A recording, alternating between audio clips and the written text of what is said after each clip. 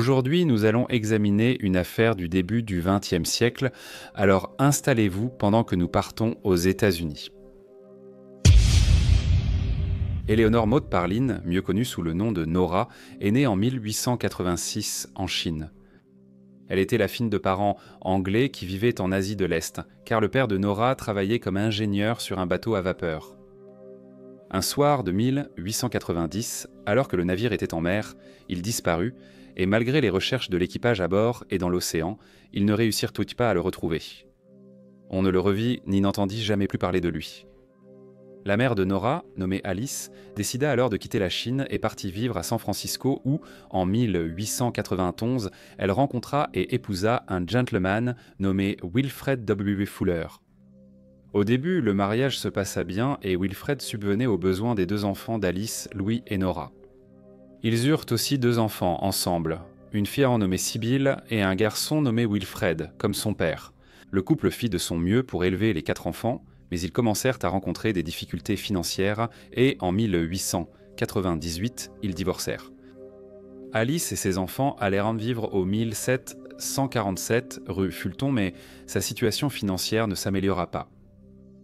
Nora était une fille raisonnable et sensible, et en 1902, alors qu'elle avait 15 ans, elle demanda à sa mère si elle pouvait quitter l'école et trouver un emploi.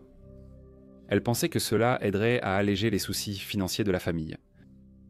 Alice était un peu préoccupée par cette proposition, mais elle voyait que Nora voulait aider et semblait déterminée à trouver un emploi, alors elle accepta. Nora parcourut avec enthousiasme les pages d'offres d'emploi des journaux locaux et, le 8 janvier, une annonce parut dans le journal Le Chronique. On pouvait lire « Recherche jeune fille pour s'occuper d'un bébé, bon foyer et bon salaire ».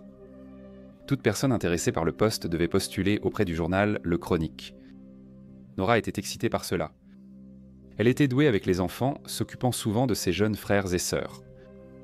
Elle a demandé à sa mère si elle pouvait postuler. Sa mère était un peu hésitante, mais voyant à quel point sa fille était enthousiaste à propos de cette opportunité, elle a accepté, et ensemble, elles ont rédigé une réponse à l'annonce. 3 jours plus tard, le samedi 11 janvier, Nora a reçu une réponse d'un homme nommé John Bennett. La réponse disait « Mademoiselle Fuller, en réponse à votre lettre concernant mon annonce, veuillez vous présenter au restaurant populaire 55 rue Guéry et demander Monsieur John Bennett. Veuillez venir à 13h. Si vous ne pouvez pas venir à 13h, venez à 18h. » Le samedi arriva et peu après 17h, Nora dit au revoir à sa mère, à ses frères et à sa sœur, et serrant dans sa main le message de Monsieur Bennett, elle se rendit nerveusement au restaurant situé au 55 rue Guéry. La mère de Nora resta à la maison avec ses 3 autres enfants. 1 heure plus tard, le téléphone sonna, mais avant qu'elle ne puisse répondre, son fils aîné avait déjà décroché. Voix à l'autre bout du fil, qui ressemblait un peu à celle de Nora, lui dit qu'elle se trouvait au 1500 rue Guéry chez Monsieur Bennett. Elle a dit qu'on lui avait proposé le poste et qu'il voulait qu'elle commence immédiatement. Louis transmit cela à sa mère, qui lui dit de dire à Nora de rentrer à la maison et de commencer à travailler le lundi 13 janvier. Louis répéta le message et la voix à l'autre bout du fil répondit d'accord et raccrocha. Mais Nora n'est pas rentrée à la maison. Après avoir reçu l'appel téléphonique de Nora ou de quelqu'un qui ressemblait à Nora, Louis est sorti et est revenu vers 11h du soir. En entrant dans la maison, sa mère l'a accueilli. Elle pleurait et était folle d'inquiétude car Nora n'était pas rentrée. Louis rassure sa mère. Et il est allé au restaurant populaire pour voir s'il y avait encore quelqu'un. Mais il était si tard que le restaurant avait déjà fermé. Il s'est ensuite rendu au 1500 rue Guéry, qui était l'adresse qu'on lui avait donnée comme étant l'endroit où sa sœur allait travailler. Mais à son arrivée, il n'y avait aucune maison. L'adresse n'était qu'un terrain vague. Il est revenu et l'a dit à sa mère, qui était folle d'inquiétude. Le lendemain, la mère de Nora, Alice Fuller, a contacté la police. Le détective Coleman a été chargé de l'affaire et après avoir interrogé Alice et ses enfants, il s'est rendu au restaurant. Il a parlé au propriétaire, un homme bien connu nommé Monsieur F. W. Krohn. Il a dit au détective que le 11 janvier, vers 5h30 du soir, un homme qui, au fil des années, avait visité le restaurant à plusieurs reprises, s'est présenté au comptoir et a déclaré qu'il attendait une jeune fille qui devait le rejoindre là-bas. Il a donc demandé que, si quelqu'un demandait M. John Bennett, on l'oriente vers la table où il était assis. Cependant, aucune jeune fille n'est jamais arrivée, et l'homme est parti. M. Crone a ajouté qu'il avait vu cet homme marcher de long en large dans la rue pendant un moment après, mais que quelques minutes plus tard, il avait disparu. Le détective lui a demandé de décrire l'homme qui s'était présenté sous le nom de John Bennett, et M. Crone a dit qu'il semblait avoir environ 40 ans, mesurer environ 1,75 m et pesait probablement environ 77 kg. Il avait une moustache brune et était très bien habillé. « Fait intéressant », ajouta-t-il. Chaque fois que cet homme était venu auparavant au restaurant, il commandait toujours des steaks porterhouse, mais ne mangeait que la partie filet. Le personnel trouvait cela un peu étrange et, entre eux, l'appelait toujours filet. 3 jours plus tard, avec seulement la piste du restaurant, la police a informé les journalistes locaux de la disparition. Le détective Coleman a interrogé Mad Graham, 17 ans, qui était une bonne amie de Nora depuis juin 1901, lorsqu'elle avait logé chez les Fuller pendant un certain temps. Elle a dit au détective que Nora lui parlait souvent d'une amie qu'elle avait, dont le nom était Bennett. Elle a dit que Nora lui téléphonait régulièrement et qu'une fois, elle avait dit à sa mère qu'elle allait au théâtre avec Madge, alors qu'en réalité, Nora rencontrait M. Bennett. Madge a suggéré que l'annonce pouvait être une sorte de ruse imaginée par M. Bennett et Nora, afin qu'ils puissent s'enfuir ensemble. Un autre monsieur nommé Monsieur Mink, qui tenait une épicerie locale, a dit au détective que Nora passait régulièrement des appels téléphoniques depuis son téléphone à quelqu'un dans un hôtel. Il trouvait cela étrange car il savait qu'elle avait un téléphone chez elle, mais malgré ces informations supplémentaires et l'intérêt de la presse, la police n'était pas plus avancée pour retrouver Nora Fuller. Le 8 février, un percepteur de loyer nommé Fred Crawford, qui travaillait pour l'agence immobilière Hampson Co., a signalé qu'un bien récemment loué au 2211 rue Sutter n'avait toujours pas été occupé. Il trouvait cela inhabituel car il savait qu'un locataire avait pris le bail un mois plus tôt et, lorsqu'il était venu pour percevoir le loyer, il avait constaté que le logement semblait vide. Le gérant a demandé à Fred Crawford et à un autre employé nommé M. Dean de retourner à la propriété pour comprendre pourquoi le locataire ne s'était pas installé. Il leur a donné une clé de rechange et leur a dit que si la propriété semblait vide, ils devaient en utiliser la clé pour entrer et voir ce qui se passait. Les 2 hommes sont arrivés au 2211, rue Sutter. Ils ont frappé sans obtenir de réponse. Ils ont remarqué qu'il n'y avait pas de meubles au rez-de-chaussée et, après une brève discussion, ont décidé d'entrer dans la propriété. En regardant autour d'eux, il semblait là que personne n'était venu là depuis un moment. Il n'y avait ni cuisinière, ni assiette, ni nourriture. La propriété était humide et il y avait une odeur étrange, plutôt désagréable. Ils sont montés à l'étage où ils ont vu qu'il y avait quelques meubles, mais aucun signe que la propriété était occupée. Quand ils sont allés dans une pièce, au fond, ils ont vu que la porte était fermée. Ils ont trouvé cela étrange, car toutes les autres portes étaient restées ouvertes. Fred ouvrit lentement la porte et jeta un coup d'œil à l'intérieur. La pièce était sombre, les rideaux étaient tirés, mais il pouvait voir des objets de couleurs vives sur le sol. Fred et M. Dean sentaient même qu'il y avait quelque chose d'anormal dans toute cette mise en scène. Alors, ils se sont précipités hors du bâtiment, mais leur expérience et leur intuition leur ont fait penser qu'ils devaient voir ce qu'il y avait dans la pièce du fond. Ils se sont assis et ont réfléchi à ce qu'ils allaient faire quand, au coin de la rue, ils ont aperçu un policier nommé l'agent Gill. Ils se sont rués vers lui et l'ont prié de venir avec eux jusqu'au domicile. Il a accepté et le trio est entré dans la propriété. Guidés par l'officier, ils sont montés à l'étage et sont entrés dans la pièce du fond. L'officier Gill s'est approché de la fenêtre pour ouvrir le rideau et lorsque la lumière est entrée, son attention s'est portée sur les lits où reposait, recouvert de draps blancs immaculés, le corps d'une jeune fille.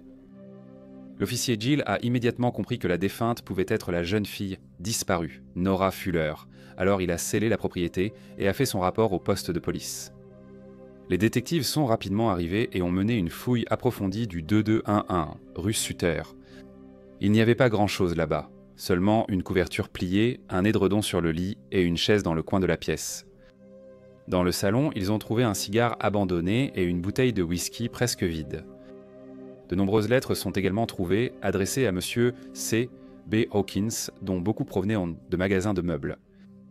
Une chose qui a particulièrement intéressé la police était une lettre adressée à monsieur Hawkins et portant un cachet de la poste du 21 janvier, soit 10 jours après la dernière fois que Nora Fuller avait été vue. La lettre avait été ouverte et soigneusement placée dans les vestes de la jeune fille décédée. Il n'y avait cependant aucune trace de la carte postale que Nora avait reçue de John Bennett. Madame Alice Fuller a identifié les vêtements comme appartenant à sa fille, et lorsqu'elle a eu la tâche traumatisante d'identifier le corps, elle a confirmé qu'il s'agissait de Nora. Une autopsie a été ordonnée et il a été conclu que la cause du décès était la strangulation. Un toxicologue a examiné l'estomac de la défunte et n'a trouvé aucune trace de drogue ou de poison. Les journaux parlant de la disparition de la jeune fille depuis le 16 janvier, et c'est devenu un sujet de conversation à San Francisco. Cependant, il s'agissait désormais d'une affaire très médiatisée, et un détective de renom nommé Jean Seymour a pris le contrôle de l'enquête.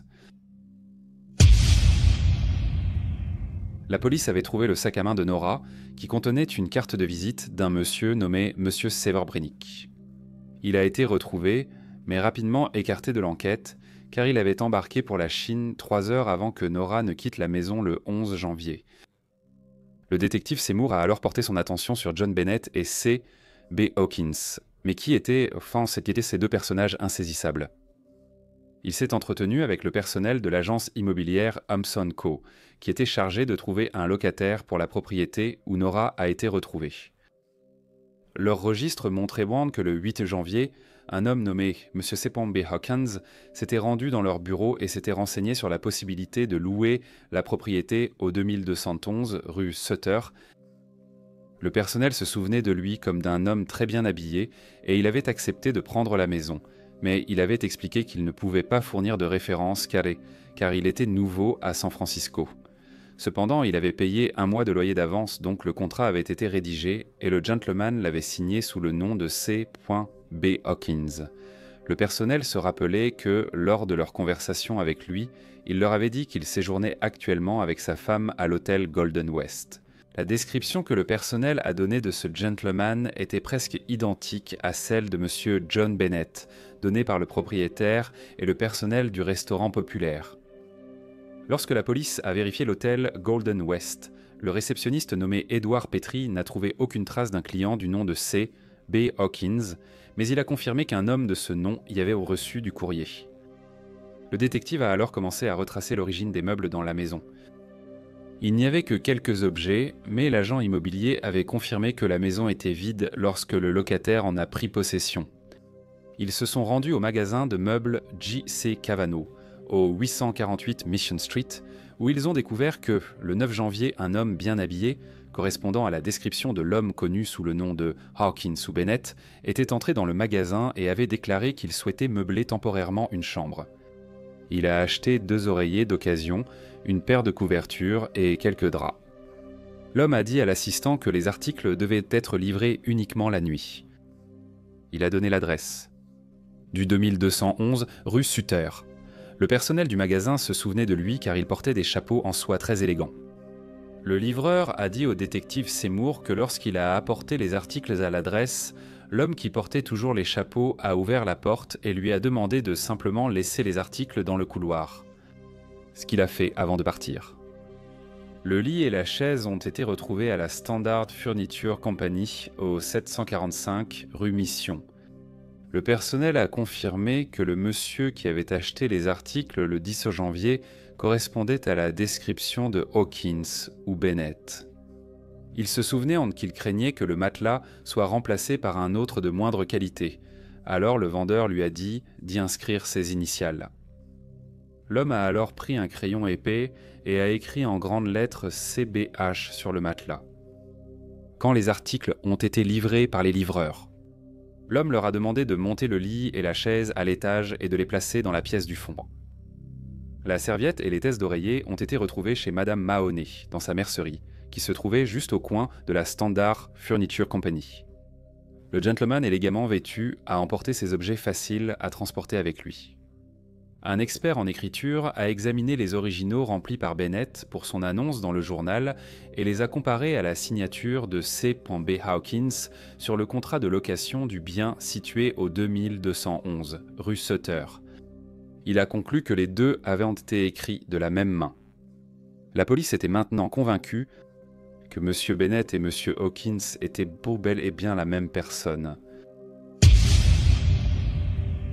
Une récompense a été offerte à toute personne ayant des informations menant à la découverte et à l'arrestation de la personne responsable du crime. La police pensait qu'il était possible que le meurtrier ait changé d'adresse et qu'il ait donc pu envoyer une notification écrite aux autorités postales. Des experts en écriture manuscrite ont examiné 32 000 notifications de changement d'adresse et l'une d'elles s'est révélée très intéressante, celle d'un homme nommé Capitaine Seymour qui vivait désormais à Kansas City. 2 agents ont été envoyés pour l'interroger, mais ils se sont vite rendus compte qu'il n'était pas la personne qu'ils recherchaient. La police s'est également demandé s'il ne s'agissait que d'une coïncidence que l'ami de Nora, Madge Graham, qui avait autrefois logé chez elle, vive désormais au 2088 rue Sutter, à seulement 150 mètres de la maison où Nora est décédée. L'affaire était désormais rapportée dans tous les journaux de San Francisco. La photo du matelas a été publiée, portant les initiales CBH, et elle a été vue par une dame nommée Mademoiselle Blasier, dont le petit ami avait disparu le 16 janvier, 5 jours après la disparition de Nora. Elle avait signalé sa disparition à la police, mais ils n'avaient pas réussi à le retrouver.